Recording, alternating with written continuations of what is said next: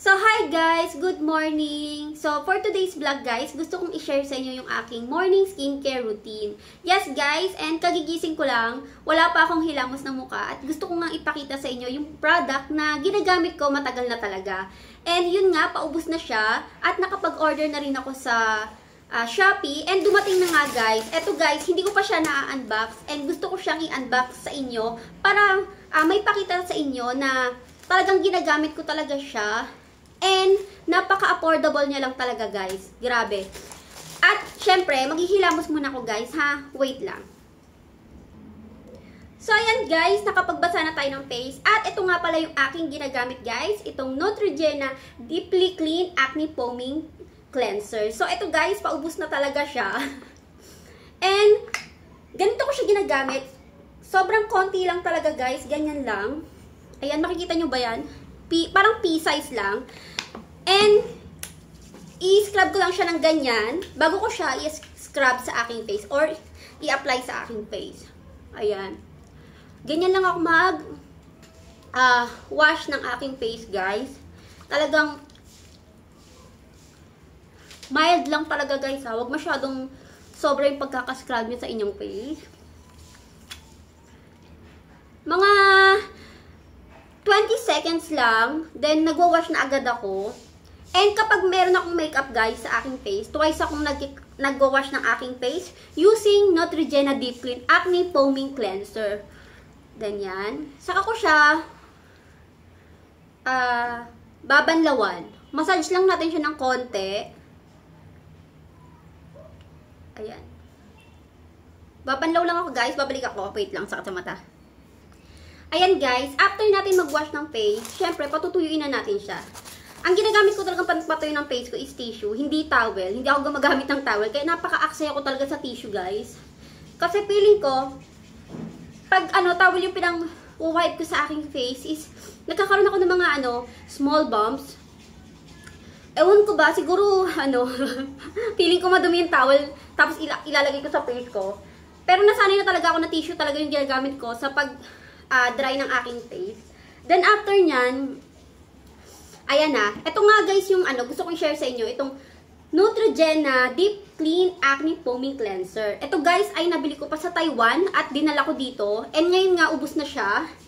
Ito guys ay matagal ko na talaga siyang ginagamit. Mga 6 to 8 months na. And talagang, feel ko talaga na napakaganda niya sa mga, may mga pimple marks, may mga, active pimples. Ayan. Ito, ginagamit din to ni Johan. At nakikita ko din na nakakatulong ito sa paglesen ng pagtubo ng mga pimples sa kanyang mukha. And now nga, paubos na siya. Kaya dahil dito, ay nag-order agad ako sa Orange app. So, later, i-unbox ko yung bago kong order. Ito yung ginagamit ko ngayon. Itong The Ordinary. Niacinamide 10% plus zinc 1%. So, ayan. Maglalagay lang ako ng 3 drop dyan. Saka ko siya i-spread sa aking face. Ayan, gising ka na yung. Daan ka. So, ayan. Ginagamit din siya ni Johan, kaya, di ba, gising na si Johan na maghilamos siya. So, ginagamit niya din yan. At tinuruan ko rin siya kung paano, dahil talagang nung una, kaya pala ang base maubos is, ang dami talagang maglagay, grabe. Sabi ko sa kanya, hindi porkit madami yung paglagay mo, ay talagang mag-effect na agad-agad. Hindi. Konti lang, konti-konti lang. Kasi same lang naman yung effect nun sa ating face. Mapadami or onte, same lang. Dapat lang, wag din masyadong madami. Kasi napansin ko sa kanya, pag madami siyang nilalagay, nagdadry yung dito niya, namamalat. Kaya sabi ko, mild lang, konti lang, para hindi masyadong mamalat. Yung kanyang dito, kasi manipis yung skin natin dito guys eh. So, tap-tap lang natin yan. Patuyuin lang natin ng konti. Saka tayo mag-apply ng sunscreen. So, ayan guys. So, after ko rin mag-wash, is naglilinis ako ng nose ko. Kasi basa yan eh. Feeling ko wait lang. Wala ko ng cotton bud. So, ayan. Naglilinis din ako ng nose ko. Ipakita ko sa inyo. Ay, wag yan. So, ganito lang maglinis ng nose. Ganyan lang. Kasi basa sa loob eh. Ayan.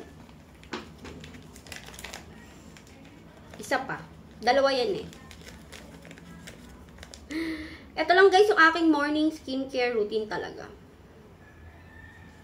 So, ayan. After nyan, pag alam na natin dry na yung ating face, saka tayo maglalagay ng sunscreen. Ito naman yung sunscreen ko guys. Suns Defense mula sa Her Skin. Ito lang talaga yung ginagamit kong sunscreen. Ewan ko ba, ang tagal din itong maubos guys. Grabe. Ilang buwan na yata to.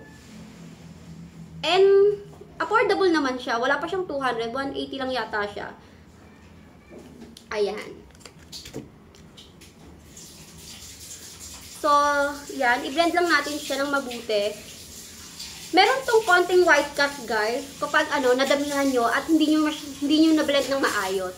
Kaya, i-blend nyo ng maayos para walang white cast or walang maiwang puti-puti dyan sa face nyo. Para, diba, even yung niya, yung pagka-spread nyo. So, ayan.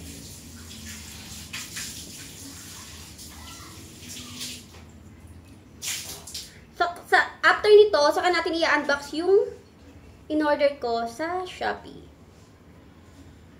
Sa Orange app. Ayan. So, after nyan, pwede na tayong maglagay ng mga makeup or anything sa ating face. Ganyan.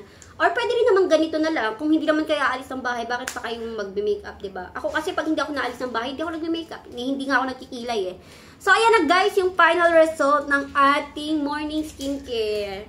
So, ito na guys, unbox na natin itong na-order ko. Siyempre, papakita ko sa inyo. Ayan. So, umorder ako ng 3 product sa Orange app. Isa na nga dun yung aking facial wash. Wala akong paper dito. Ayan. So, first ay umorder ako ng powder. Johnson Blossom Baby Powder. Kasi ginagamit ito ni Johan every time na papasok siya sa school. Naglalagay siya para hindi siya mapawisan or hindi mabasa yung niya, kilikili niya, ganyan, or likod niya, leeg, yan. Nilalagay niya yan sa kanyang katawan. And next naman ay mouthwash, Listerine Cool Mint Mild Taste. Yung hindi matapang na Listerine kasi yung nabili ko nung una is matapang. Wala na rin, ubos na rin, kaya naka-order ako ng bago. And last naman ay itong Neutrogena Deep Clean Acne Foaming Cleanser. Ayan. Ito, guys. Ito yung may salicylic acid plus IPMP. Yan. So, ayan, guys.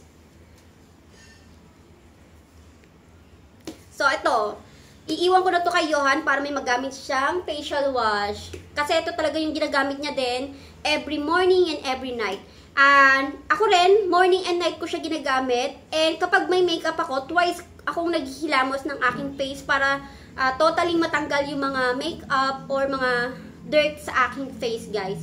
So, yan. Na-share ko na sa inyo yung aking morning skincare routine. Ayan lang yung 3 product lang yung ginagamit ko.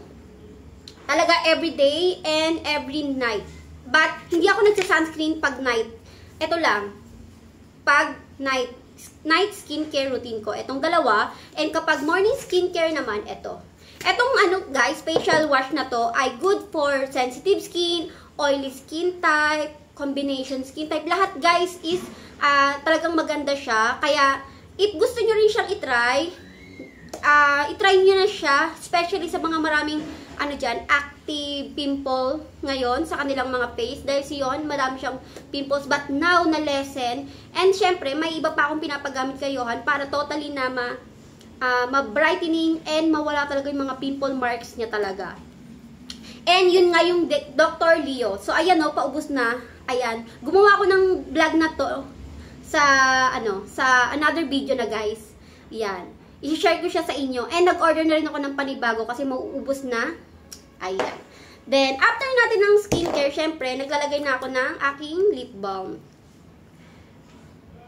Para hindi madry yung aking lips. Ayan.